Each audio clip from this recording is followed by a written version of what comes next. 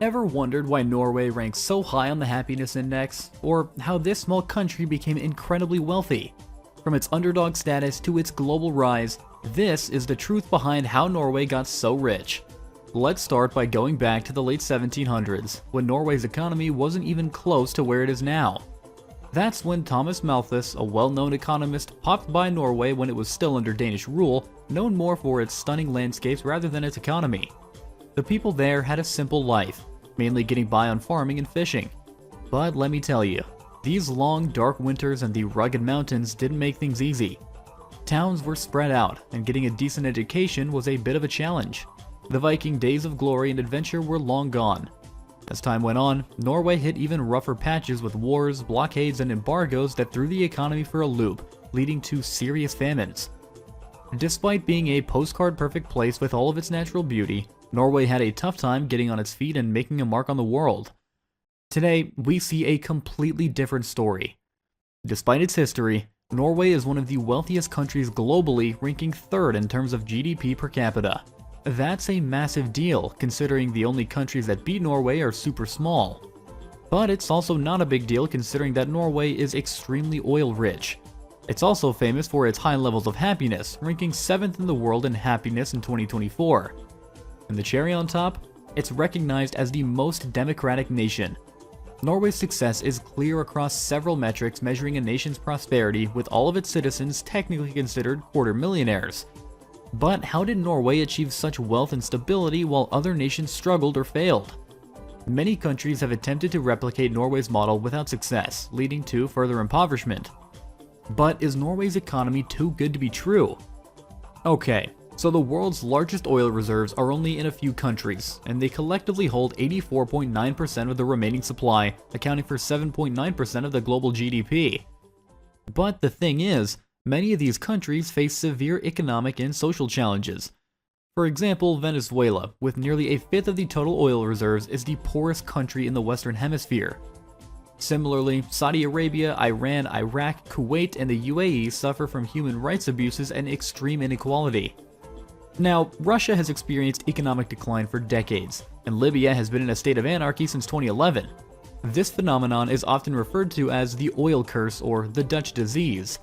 Despite oil and gas accounting for 27% of global energy generation, countries rich in oil often struggle economically and socially.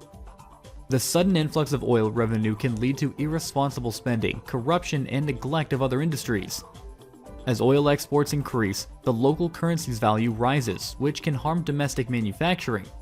Because when it's just easier to import goods than to make them yourself, the countries start depending on imports. On top of that, when a currency's value increases, the company's products become expensive in the global market, harming any and all exports that are not oil. Another issue is that politicians may prioritize short-term spending over long-term planning, increasing economic problems. But that's not Norway. Norway stands out as a remarkable exception to the oil curse. Being a major oil exporter, Norway's economy has not suffered the same fate as other oil-rich nations. This is because of several factors, including responsible management of oil revenue, diversification of the economy, and strong governance. Unlike many oil-rich companies, Norway has established mechanisms to save and invest its oil wealth for future generations. Oh, and Norway's democratic institutions and commitment to transparency have helped prevent corruption and ensure equitable distribution of wealth. These factors have contributed to the country's economic success and resilience in the face of oil dependency. Around a century after Thomas Malthus' visits, Norway gained independence from Sweden. And even though that was what people wanted, for the longest time, it remained relatively uneducated and poor. Its economy relied heavily on exporting raw resources such as timber, fish, and minerals, which was greatly different from its rapidly industrializing neighbors to the south. However, Norway had certain advantages. Over the previous 50 years of free international trade, Norway had built the world's fourth largest merchant fleet, gaining expertise in shipping, trade, and technology. On top of that, it had developed a strong parliamentary system during its struggle for independence, which led to universal suffrage, workers' rights, and social reforms. This political structure, along with checks and balances, laid a strong foundation for future prosperity. Norway's harsh geography provided ample hydroelectric power, which became important for industrialization. However, much of this power was owned by foreign companies, prompting the government to pass laws limiting foreign ownership and monopolization. The introduction of new technologies such as railways and improved communication methods reduced Norway's transportation challenges. This kick-started rapid economic growth and industrialization. Norway's commitment to welfare, education, and public industry made it different from its European neighbors and contributed to its future success. Even after all of this, Norway was affected by global economic and geopolitical forces in the early 20th century. It remained neutral in both world wars, but unfortunately was occupied by Germany from 1940 to 1945. After that, Norway became a member of various international organizations and received a ton of aid through the United States Marshall Plan. Seizing the opportunity after the war, the Labour Party established strict social democratic rule, emphasizing the public sector and centralized planning while allowing private competition. From 1945 to 1975, Norway experienced strong and steady GDP growth, with high taxes funding education and creating a highly capable workforce. Inequality decreased, inflation wasn't a problem, and unemployment was low. But despite that, Norway's economic strength during this period was not comparable to its current status as an economic powerhouse. It was a story of a lot of oil. By the 1960s, Norway had risen out of poverty and reached a level comparable to other European nations, though in terms of economic performance, it was still average. And then, everything changed. There was a discovery of large natural gas reserves in the Netherlands, which meant there were potential oil reserves in the North Sea. There was uncertainty over who owned the rights to these waters, but Norway stepped up and claimed them as theirs.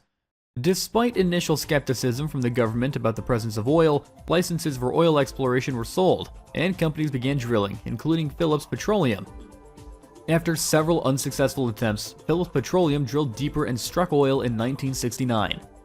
This discovery started the beginning of a massive oil boom in the North Sea. Within a decade, Norway became the world's largest oil producer per capita, transforming sleepy fishing towns into bustling petroleum hubs. The oil sector created thousands of well-paying jobs and brought in billions of dollars, fundamentally changing Norway's economy.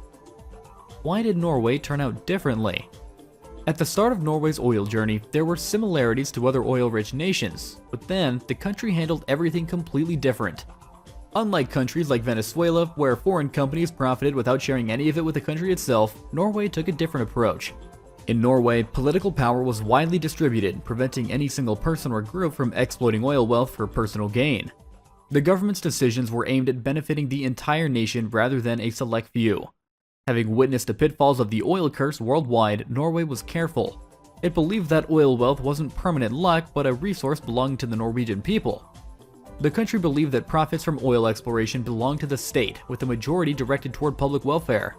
It also invested in developing its own expertise through the state-owned oil company Statoil. Recognizing the need to build a petroleum processing industry, Norway invested heavily in infrastructure and workforce development. To prevent the petroleum sector from overshadowing other industries, Norway imposed production limits. Oil was seen as a turbocharger for the economy, not a replacement for existing sectors. That doesn't mean, though, that Norway didn't face issues. Because when oil prices dropped sharply in the early 1980s, Norway experienced almost 10 years of economic stagnation. But the country made it out of the crisis because of its sustainable economic policies. Now, let's talk about Norway's secret weapon. In 1990, Norway set up a special fund called the Government Pension Fund. The goal? To avoid relying too much on oil money. Unlike some other countries where such funds can be misused by top officials, Norway made sure its fund was used wisely. The rules are strict. Only spend what you're likely to earn from it to protect future generations. They avoid risky investments, especially in oil or unethical businesses, and don't put money into Norwegian companies to keep things diversified.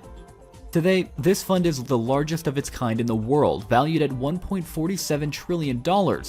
It's a big deal compared to Norway's GDP of $579.42 billion in 2022. This fund helps Norway handle economic ups and downs and pays for social programs like healthcare, education, and welfare. Even though Norwegians pay high taxes, they get a lot back in terms of services and don't have to worry about things like medical bills. And guess what? Norway's about to get richer. They made a huge discovery in 2023, the world's largest known phosphate reserve.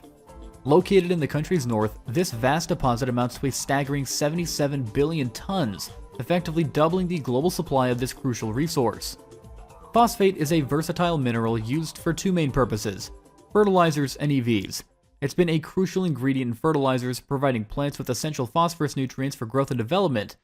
It has also gained significance in the production of lithium iron phosphate batteries used in EVs.